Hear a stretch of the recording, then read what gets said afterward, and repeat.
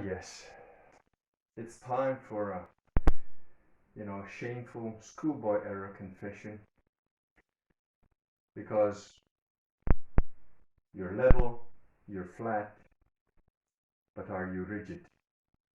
And shouldn't have you thought of that before you got level and flat?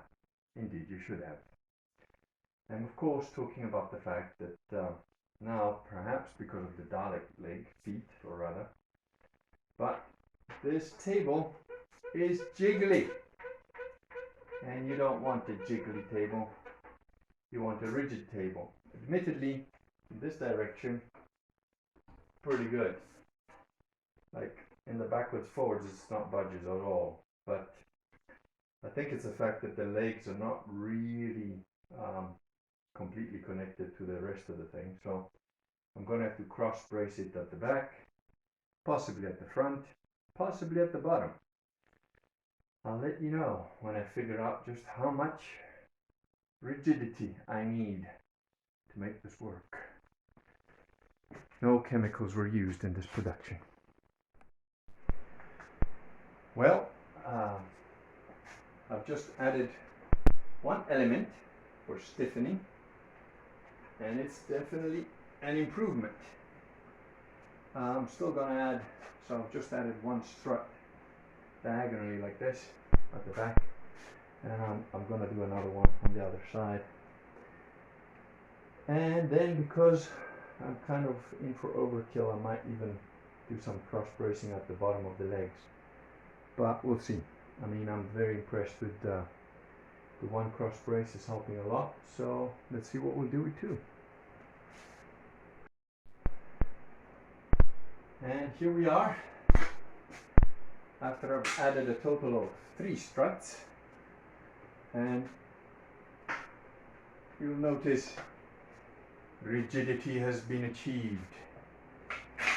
So I've got 2 struts diagonally at the back and 1 at the front.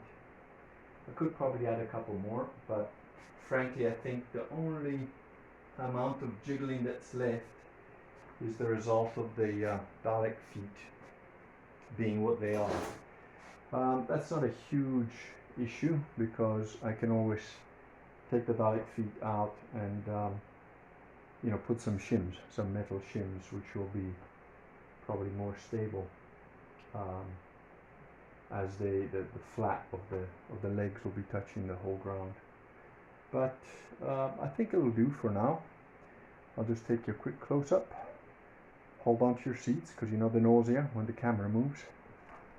But here we go. You can see there the little Dalek feet and the one strut, and there is the other diagonal ones. They go all the way up to the top, and there you go. So there it is, and I think I've achieved a good success of stability now. So the next step is to take the kids to the beach, frankly. But yeah, when we get back tomorrow, whenever, I'm going to start stripping this lathe down and taking a good look at it and cleaning it up. I'll probably film all of that, just because I think it's a very useful exercise. Up to now, really what you've been looking at are my failures, my mistakes, my forgetting things, and how I went about fixing them. So hopefully, if you're setting up a metal lathe table, you won't do any of the things I did. You'll just get it right off the bat. But to be fair, this metal table, the only thing I paid for was the bolts and the legs. That was an additional strut that I was using for a car park thing. But I had one leg too many, so I didn't want it to go to waste. So that's really the only thing I paid for. Oh, and the holes for the granite, which was a whole €10. So the rest is just scrap bits I had, except for the Dalek feet, which were quite expensive because of shipping and that. But I had some gift vouchers for Amazon.com, so it only cost me like $25, but it would have been about 70. So grand total, maybe $100.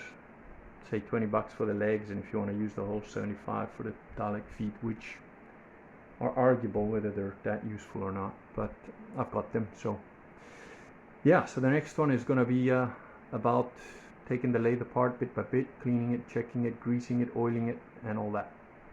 See you then.